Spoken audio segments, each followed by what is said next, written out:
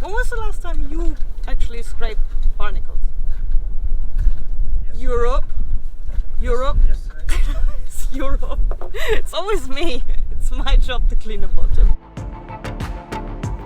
Welcome back to another episode of Sailing SV Cuba. It's been almost 2 years since we last anti-fouled our boat. And although we have used a very expensive, ablative 2-part anti-fouling that's supposed to last that long, we sailed so much this season that's now pretty much gone around the waterline. But since I don't want to damage what's left of it, I decided to use a plastic instead of a metal spatula. However, whatever kind of lettuce is growing there, it is stronger than me. So I aborted the mission for the day.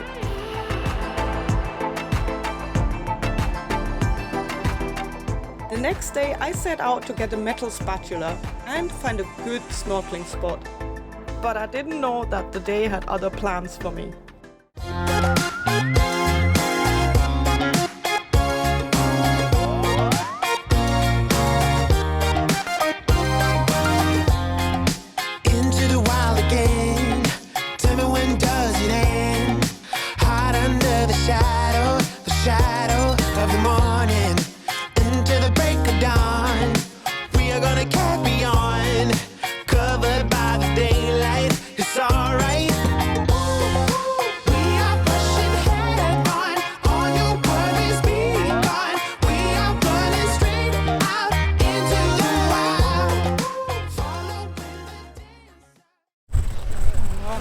I think I just broke our dinghy. I was looking for a snorkeling spot and I wanted to stop by here on the beach to see if we can snorkel from here, and I didn't see this big rock. And I banged the dinghy really hard here, I could feel it. Right here. Oof. It's actually really dented. I think it's okay. So what happened was, I was trying to come in here to the beach myself, and if I don't want to swim to the beach, I have to accelerate the dinghy a little bit on the last bit. So the dinghy goes forward, and then I switch it off, I turn the engine off, and then as I go forward, I lift the whole outboard up. So obviously the propeller doesn't hit anything once I come onto the beach. Now I didn't see that rock right here because it's actually got the same color as the sand. Usually I look for rocks, but I just couldn't see it. And as I banged the front, I was lifting the engine up basically, so I don't hit anything with the propeller, or the propeller goes into the sand. So as I was hitting it, the engine kind of like jumped up with me. Unfortunately, I didn't have that on camera, guys, so I didn't have enough hands for that. As I banged it, the engine kind of whiplashed forward and down again, so it didn't really hook in. And I just checked, I can't really get it into gear now, so I'm not sure what happened to it. Well, I'm kind of glad it happened here, even though obviously I'm not glad this happened, because we definitely need this dinghy.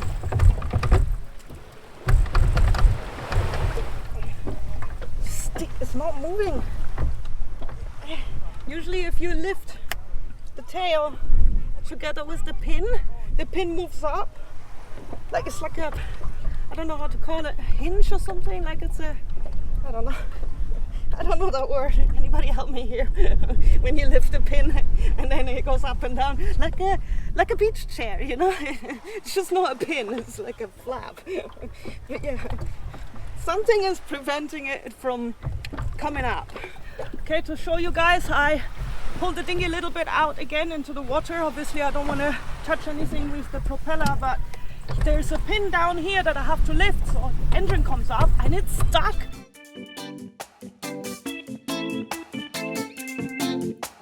In this lifestyle, you quickly learn that you simply cannot know everything.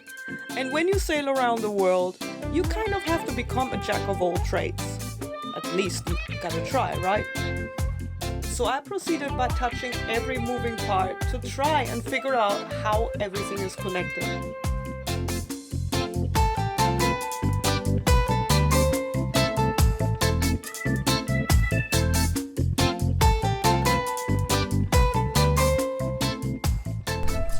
lever here that should come up as I flip up the outboard. And this is a pin that holds the entire outboard down. So while I'm using the outboard, obviously, I don't want the tail to flip up accidentally. So I figured that something must have happened here when the outboard snapped back down. It's so difficult to get this stupid pin out. There you are. Okay, so for anyone like me, lift it like this, pull it out like this, not like this, get stuck. Okay. I just wanted to go snorkeling today. Oh, I got it. Here it is. Okay, so now it's up a little bit. Okay, so let me see. Yeah. There you are. Okay, now I can bring it up and down. Maybe have it up to see a little bit better what's going on here. Okay.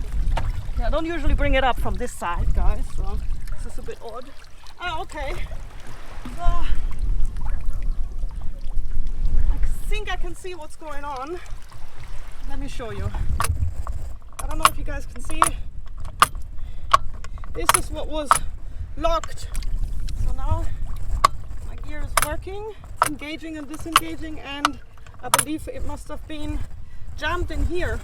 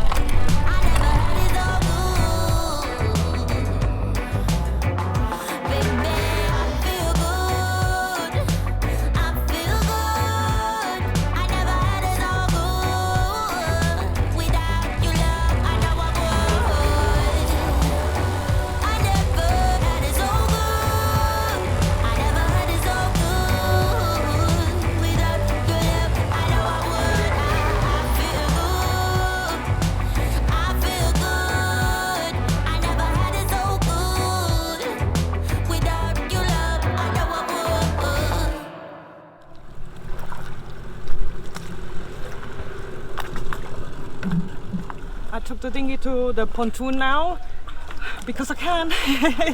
I can actually bring it here. It drives. I can put it in here. Obviously, the gear is working again, and now I can also bring it up and down. Now, I did realize that there must be something wrong with the two little hooks that bring lock the dinghy basically in place. And I moved the pin up, but I haven't quite figured out why the gear is working again. Now I can see that actually both mechanisms are connected. When I move the gear like this, in and out, which is working now, it doesn't just move this lever here. There's also another lever down here. I don't know if you can see it when I move it. I try to get really close. I can see that it's moving it here as well. It's the pin that goes from here and then it translates down. There's like a bar. Can you see it moving? Like. So now it's on the second lowest pin. I don't know if you can see, guys. So on the second position of the pin it does work, but obviously the tail of the outboard is now inclined upwards, and I guess it will give less, what do you say, torque? It will give less power to the engine because it's inclined. I think with Enrique and me alone, it will probably still plane, but I'm not sure if it planes with 3 people, and I'm actually not sure if we keep it like this, it will over time become worse. But for that, to investigate what exactly happened, we probably have to put it on a bench and take all the mechanism out and investigate. But that's really tricky around here because I don't think there's a bench here we can use. But I really wanted to try and figure out what was happening before I speak with Enrique, because First of all, I really wanted to fix it before he sees what I did. And second of all, I really wanted to understand what's going on. So even if I cannot fix it, at least I looked into it. Please, if anybody knows what I have done to our outboard, please let me know, because I'm not quite sure if I can keep running it like this. Now, obviously I'm gonna ask Annika as well, but if any of you guys have some input for me, like, oh Sarah, you know, that exact same thing happened to me. I was by myself and I hit a rock, and yeah, basically I figured out the pin issue, that this would take care of it. Please reach out, please let me know, please give me some insight, because it would really help me to understand the mechanism, and as well if it's okay to keep using it like this. So. Morning guys, it's a new day, and I was really hoping Annika doesn't notice what happened with the outboard. We went to the supermarket and I realized that Sarah had to sit a little bit forward in order to plane, because she trimmed it. So I think something's broken in the trim and tilt mechanism, and Sarah put the I think it's called the thrust rod, one step up, you know, like it controls when you're using it in shallow water. But and it works okay. But when it's in the last pin, it doesn't work. It doesn't go in gear at all. So I think this is bent, the whole mechanism that locks the engine. But I need to take it out of the water, put it in a bench and see, because it's probably like millimeters that it's bent, but it doesn't work at all. But now I'm doing something else actually. Yeah, I'm gonna fix this. Well, I'm gonna find out what's wrong with this. What happened is, I don't know if you noticed, that we always put this in the steering wheel, on the rope to the winch, and this is because the steering wheel is not locking at all, and obviously we don't want it to just to go around and at anchor, because you can damage the steering system. But I think is I'm pretty sure it's this pin here. We're not doing very well with pins lately. Another pin that gave up. Yeah, this controls the steering wheel, so you can lock it. So if I take all of this out, you see there's a pin in there, and I think there's a collar, and I think it does that when it grabs the steering wheel down. That's my opinion. Okay.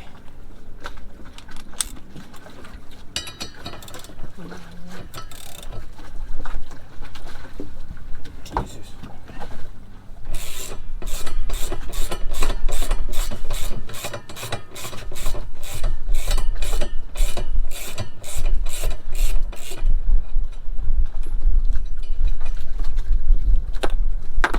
We have a little helper with us, so she always needs to help. Pee-wee, are you helping? Oh! You hit my leg. You okay? It's okay, I just didn't expect this. I didn't know it was gonna come out that. Don't drop the steering wheel. In the water. See? You should not attempt this kind of fix while you're sailing, right?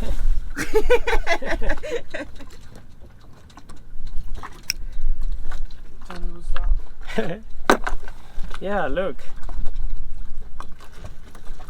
Oh, why is it not working? Is it worn out?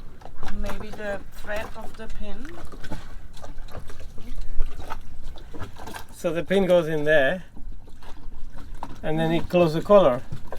Doesn't want to close. Why not? Did it move position? Ah. Oh. Wait, did it move position? Wait, let me see. Look here. It's going in there.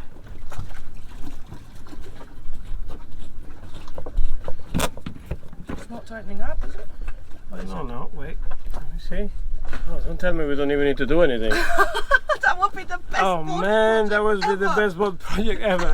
Nothing was actually broken. Yeah. I was thinking of a machinery shop, everything already. Okay, wait. To make the color. Wait, we're not there yet. We haven't tested it yet. I think it's. You think so? Yeah, I think it's working. Let me see. How is it working? Oh, maybe you should put that back in there. I'm just gonna test it here 1 second, without putting the whole thing. Yeah. Honestly? Yes. Aww.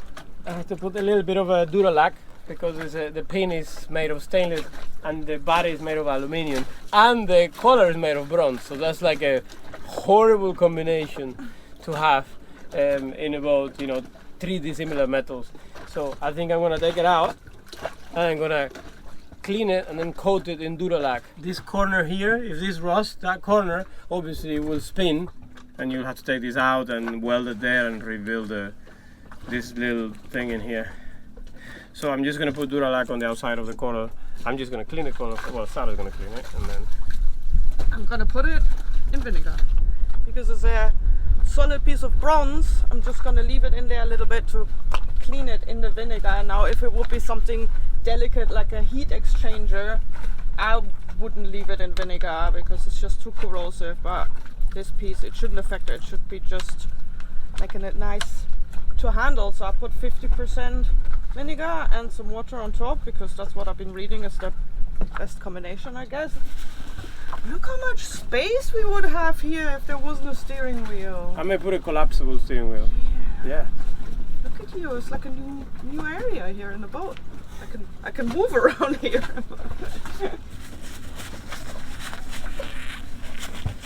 We waited a few minutes and now the rust is actually coming off. Look.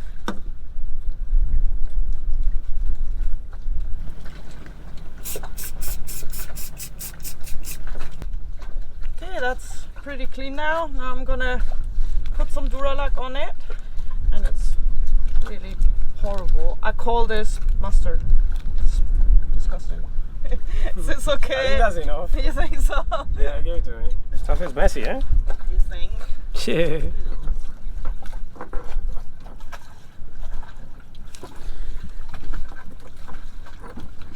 This pin goes in and out, in and out. It's probably going to come out the Duralac, but it will stay in there still, I believe. So put a little grease. So when we take it out the next time, it doesn't go BAM like you.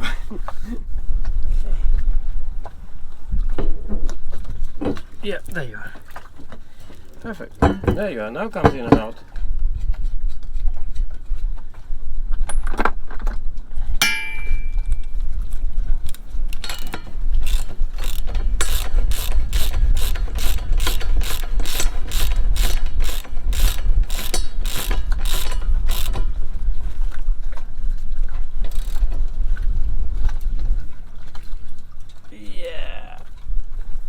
Done. Woo. We have a working steering wheel. I haven't tested it yet. I was about to say, can you please test it? I always use the line to tie it up because otherwise it's really hard on your hands. That little knob that locks the steering wheel. So I just put the line in here and you get a good grip. That's it. Done. Woo! Solid, man. Oh yeah, not moving. And we didn't have to go to a machinery shop. That's fantastic, man. Yay, this is fixed. Now no more line in the cockpit that we have to scramble over, and I don't have to get worried that while we're at anchor and there's a gust, the steering wheel starts spinning and then it slams suddenly. So that's not good. That can damage something in the quadrant. But that's a thing of the past now. Yay. Next project. No, please no. No more projects.